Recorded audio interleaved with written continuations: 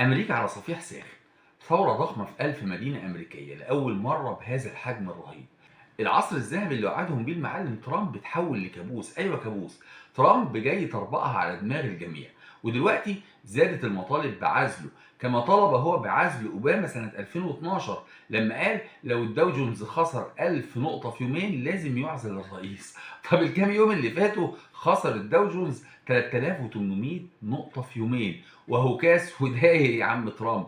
اللي بيحصل في الولايات المتحدة الأمريكية وخصوصا في الاقتصاد الأمريكي هو الانهيار الحقيقي. المستثمرين في ذعر ورعب، عمليات البيع بتتم بسرعة جدا، الانهيار عنيف جدا في كل الاتجاهات. حتى الأسهم الكبيرة المايكروسوفت وأمازون خسرت خسائر تاريخية. مايكروسوفت مثلا تراجعت 3.5% في آخر 24 ساعة و7.5% في أسبوع. أما أمازون فانخفضت 22% خلال شهر وتراجعت بشدة في الأيام الأخيرة. أما أكبر الضحايا في الولايات المتحدة الأمريكية والاقتصاد الأمريكي فكانت أبل ونيفيديا بخسائر ضخمة جدا، لكن الضربة اللي كانت في القلب كانت لتسلا. سهم تسلا فقد 15.5% من قيمته في يومين، و10.4% يوم الجمعة 4 إبريل لوحده. يعني تسلا خسرت تقريبا 50% من قيمتها بخسائر بلغت 763 مليار دولار. حضرتك متخيل؟ ايلون ماسك بيتخرب بيته حرفيا،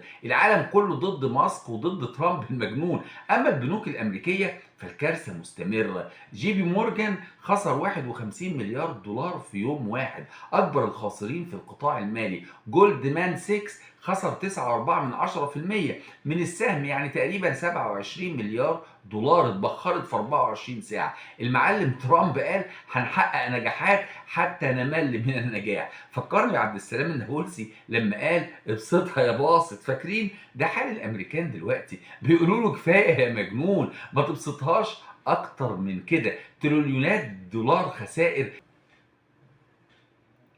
خسائر بالجملة. الأسعار انفجرت، القدرة الشرائية سقطت، الشركات انهارت، مدخرات المتقاعدين اتبخرت، الركود انطلق بلا رحمة. النتيجة أكبر موجة احتجاجات تشهدها الولايات المتحدة الأمريكية منذ سنوات. انفجرت الأيام اللي فاتت من واشنطن إلى نيويورك ومن شيكاغو للوس أنجلوس. الناس خرجوا بيصرخوا كفاية عبث، كفاية رسوم، نريد خبزا لا شعارات. أكتر من 1000 مدينة أمريكية انتفضت. لقطات جوية للمظاهرات نقلت مشاهد الرعب اللي مسيطر على الأمريكان. الشوارع امتلأت بالناس الغاضبين. أما الكونجرس الأمريكي فبدأ في التحرك فعليا عشان يقلص صلاحيات ترامب المجنون. والسؤال، هل يتجرأ الجمهوريون ويعزلوا دونالد ترامب ولا هيخلوه يكمل عشان يطربقها للآخر؟ في ناس عندها أمل إن المعلم ترامب يستمر. ليه؟ لأنهم شايفين إن وجوده هو اللي هينهي الولايات المتحدة الأمريكية.